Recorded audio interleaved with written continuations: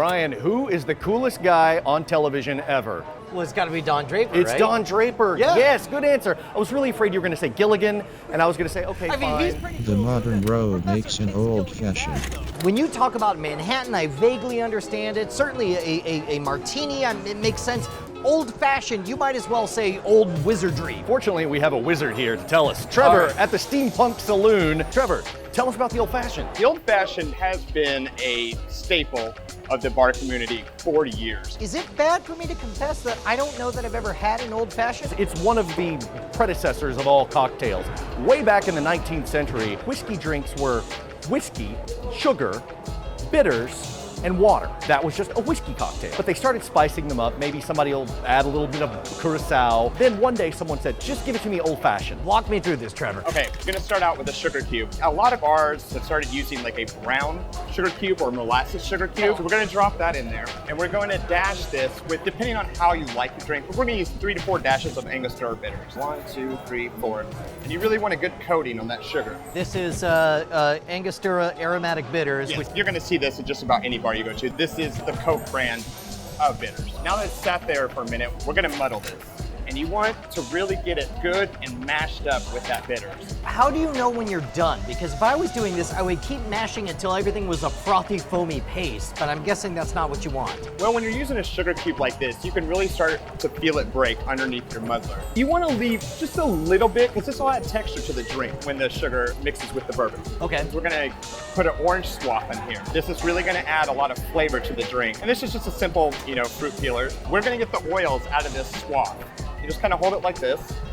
Got it. And then some citrus kind of shot off there. Sure. So you have a fresh peel. We have very little pith. This is the white part of the fruit that you don't want to eat. See, I had always thought that you put actual orange in there and not part of the rind itself. Some of the best flavor of the orange is actually in the rind. Because of the oils, right? Yeah. And what you can do is, especially the fresh one, is when you break it over, You can see it. You can see it bursting out. and that really adds flavor to drink. You can take a swath like this, go around the rim, and that's gonna add that flavor the entire time. Some bartenders will throw this out. It looks good in the drink. We're gonna put this in there. We're gonna muddle this again. And all you have to do when you're muddling the actual swath, you're just pushing the oils out. You don't need to kill it. There's no benefit to breaking it up into a paste or a mush or a pulp. No, not at all. That's the last thing you really want to do. Got it. Because it can overtake the drink and you want to taste that food.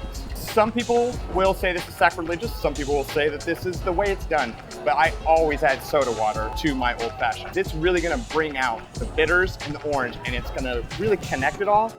And you can see when I added that soda water, how it frothed up like that. It really took in the bitters and the orange and really just put it together like a glue. This is turning into a chemistry experiment, so you're speaking Brian's language. That's right. This may sound disgusting. You can actually take a sip of that right now, and it would be very, very flavorful. So far, it's just Bitters, soda water, and orange with a That- little bit of sugar. Sugar. It's like an orangey licorice. It's not bad at all. You like to try it too? Yeah. For a good old fashioned, you just need a good base. Not so boozy, but definitely tasty. Yeah. Now, we just need our whiskey. What kind of whiskey? We're using a rye today. Traditionally, old fashioned was made with rye. It varies from era, it varies from bar to bar, but I like a good rye because it has more of a bitter flavor. Typically in an old fashioned, you're gonna have 2 to 2.5 ounces. We're gonna do just a standard 2-ounce pour with our jigger. Okay. Get some more ice here. And we're gonna stir this drink. We're not gonna give this a lot of rotation because we don't have really good ice. Yep. And when you use ice like this, it can dilute too quickly. So you want to use a little bit less ice here, but you still want the glass to be chilled. A lot of people, when they're trying to make a really fancy old-fashioned, they'll use one of the spherical What are those, like thing of 8 ice. balls of ice? Exactly. And that is one of the best ways to serve it, but you just don't want to dilute the drink too much. Now, some people will say that you shouldn't put a cherry in old fashioned. I like a little bit of a nicer cherry, like a black cherry. I like the oils that come off with it because I really think it complements not only the orange, but the rye whiskey. So we're just gonna drop that right in here. All right, so when you drink this, what are the notes you should be expecting? You're going to have citrus and earthy, smoky tones from the whiskey. All right, here we go. Have a sip. Wow.